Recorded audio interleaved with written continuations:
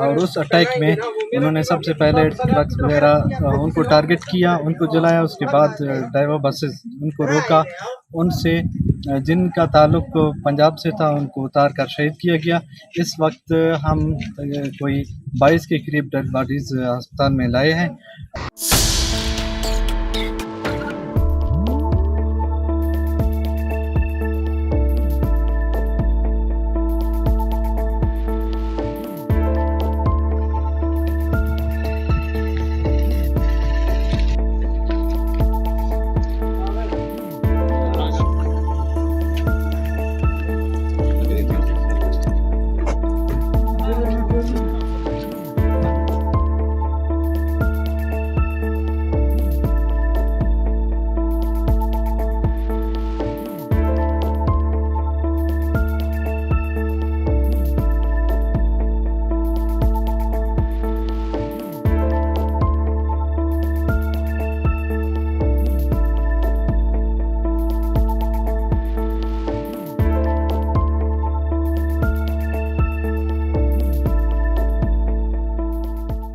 Medical emergency उस सूरत में हमारी सारी टीम मुतलका जो भी पैरामेडिक्स हैं, डॉक्टर्स हैं, हम सब रात 11 बजे से यहाँ पे ड्यूटी पे मौजूद हैं।